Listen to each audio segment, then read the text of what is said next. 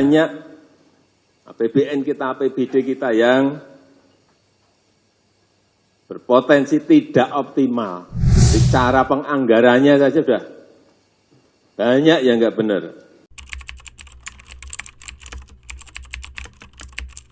Pada tanggal 14 Juni 2023, Presiden Joko Widodo membuka rapat koordinasi pengawasan intern pemerintah di Jakarta. Dalam kesempatannya tersebut, Jokowi menyampaikan kekecewaannya yang mendalam terhadap penggunaan anggaran negara yang tidak produktif.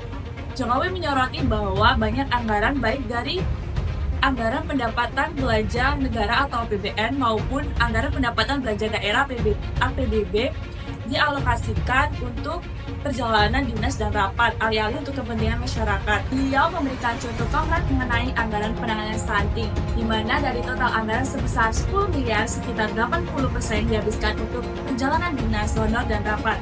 Sementara itu, alokasi yang benar-benar digunakan untuk kebutuhan gizi masyarakat tidak mencapai 2 miliar. Hal ini menunjukkan ketidakberdayaan anggaran dalam memberikan dampak yang positif bagi masyarakat. Masalah penggunaan anggaran yang tidak produktif seperti yang terjadi pada program penanganan stunting dapat disebabkan oleh beberapa faktor.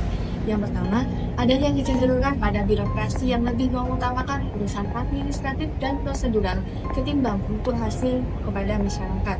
Jadi, seringkali anggaran lebih digunakan untuk hal-hal yang sifatnya konsumtif seperti perjalanan dinas dan rapat ketimbang untuk program yang langsung pada kesejahteraan masyarakat. Yang kedua, pengawasan dan akuntabilitas yang lemah juga menjadi masalah.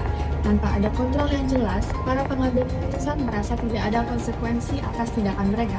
Jadi, mereka cenderung kurang memperhatikan tanggung jawab moralnya.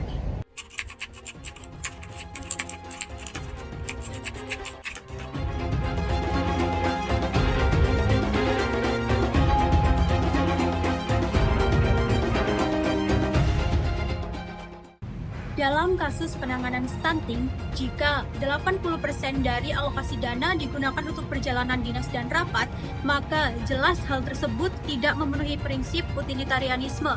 Sebaliknya, seharusnya anggaran tersebut digunakan untuk mengatasi secara langsung masalah stunting seperti mengadakan program penyediaan makanan bergizi, kesehatan, pendidikan, atau bahkan pemberdayaan masyarakat. Ketika anggaran tidak digunakan untuk kepentingan masyarakat, maka hal tersebut tidak hanya tidak etis, tapi juga merugikan banyak orang, karena seharusnya mereka bisa mendapatkan manfaat dari program tersebut.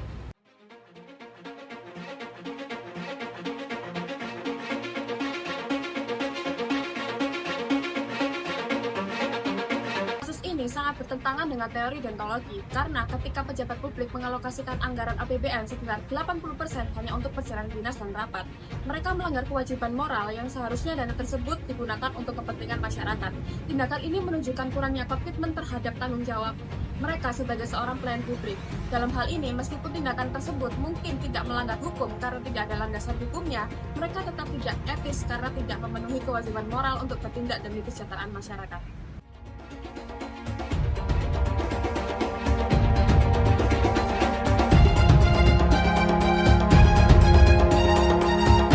Moralitas dalam administrasi publik, tentunya para pejabat bertindak bukan tidak secara hukum, namun juga secara integritas dan empati.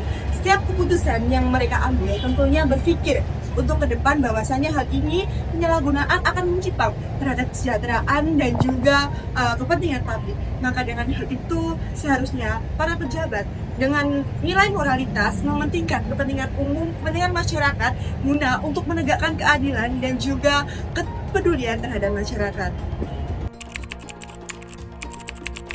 Secara keseluruhan, penggunaan anggaran yang tidak produktif dalam penanganan stunting menunjukkan bahwa kurangnya tanggung jawab dan integritas di kalangan pengambil keputusan.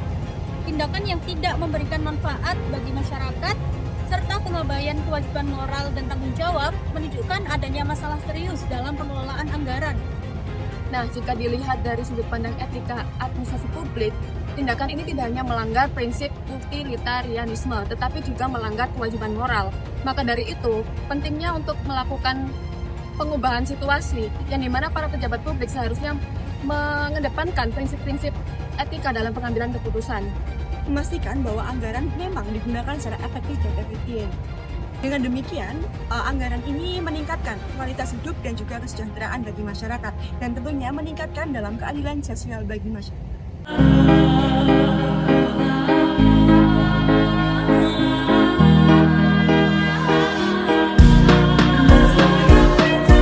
Assalamualaikum warahmatullahi wabarakatuh.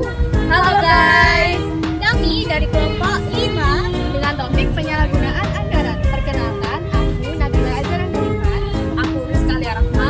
aku Octavia Ramadhani. Aku Salwa Azkia Uliana Najwa. Dan aku Retina Ginda Fajarini. Terima kasih ya teman-teman sudah menonton kelompok kami, dan sampai jumpa. Wassalamualaikum warahmatullahi wabarakatuh.